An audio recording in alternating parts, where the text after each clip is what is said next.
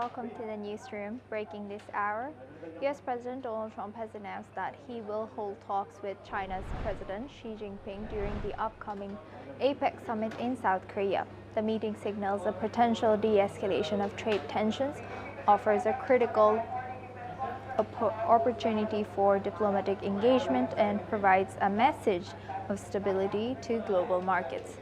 The talks will take place in Gyeongju, South Korea, from October 31st to November 1st this year. This meeting comes as President Donald Trump imposed a 100% tariff on all Chinese imports in response to China's new export controls on rare earth minerals. Previously, Trump had said that there was no reason to meet with Xi Jinping. His reversal now indicates a willingness to de-escalate tensions between them. Let's in fact listen into what the U.S. president has said.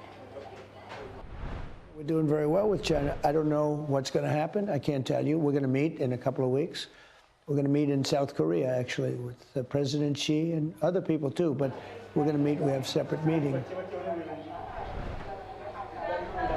U.S. President Donald Trump has said in an interview that the United States is aiming for a fair trade deal with China. He has added that while Chinese tariffs have been a challenge, he believes the situation will be resolved and that current measures, including the 100% tariff, are not sustainable. Trump has also mentioned that China is constantly looking for an edge in trade negotiations and that he will meet with President Xi Jinping in the coming weeks to discuss the way forward. Trump has stressed that U.S. officials will continue monitoring developments and ensure American interests are protected. Now joining us is Meher Kunanna. She's a correspondent of NewsX World. Meher, thank you for joining us today.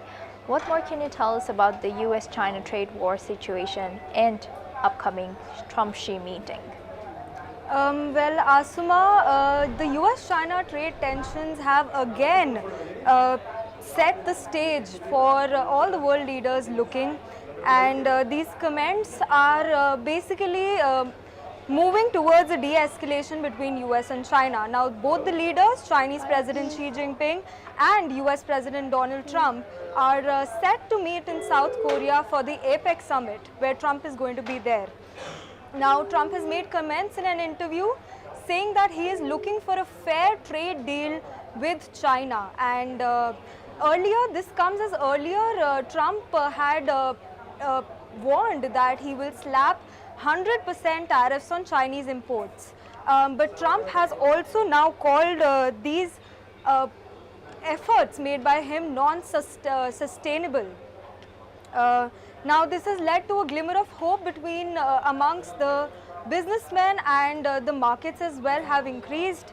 Meanwhile, Trump has stressed that the situation was forced by China, and that made him think about imposing 100% tariffs on all Chinese imports. Now this warning came as China has expanded its restrictions on rare earth minerals, which are very important for the United States.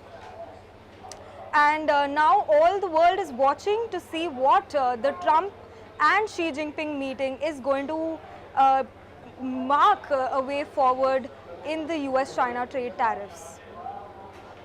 Over to you, Asuma. Thank you very much, Meher, for sharing that insight. Please stay with us as we come back to you. Now, the head of the World Trade Organization Director-General Ngozi Okonjo-Iweala has urged the United States and China to de-escalate trade tensions, warning that a decoupling between the world's two largest economies could reduce global economic output by 7% over the longer term.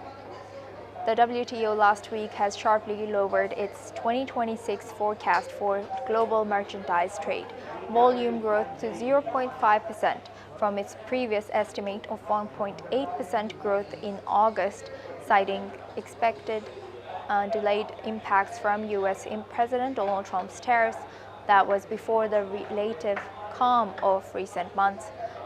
It was shattered last week when China imposed new export controls on rare earth metals needed for the technology sector and defense sector as well. Now Trump has responded by imposing new 100% duties on Chinese imports. Well, we're obviously worried at any escalation of U.S.-China tensions. The first time there was the tariff escalation, we made very clear, and we said we were very concerned.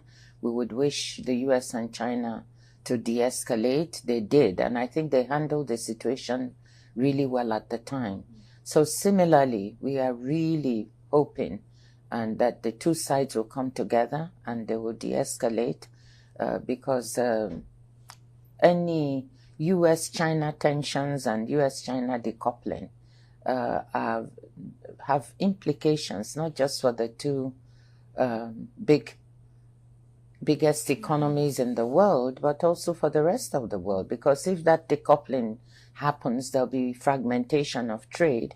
And our modeling shows that any kind of decoupling that divides the world into two trading blocs is going to result in significant global GDP losses in the longer term, okay?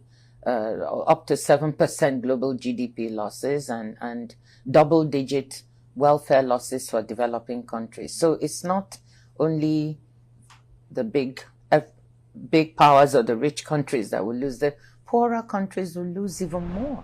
So I made the point here also in my what I said last night actually at the G20.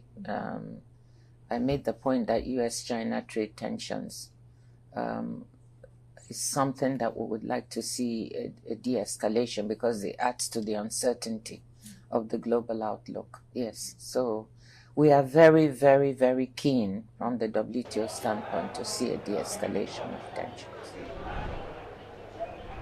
China has launched one of its biggest military purchases in decades. The Chinese Communist Party has expelled 9 top generals, accusing them of serious financial and duty-related crimes. Those removed include Vice Chairman He Weidong, one of China's highest-ranking military officials after Chinese President Xi Jinping. The generals also face military prosecution. The Defense Ministry has said that their actions caused extremely serious consequences and mark a major success in the party's anti-corruption drive. However, analysts say the move also signals a political purge coming just before a key party meeting on China's economic plan. The crackdown follows months of internal investigations and earlier removals of senior defense leaders. The campaign extends beyond the military, with several civilian officials, including former Foreign Minister King Gang, also vanishing from public view.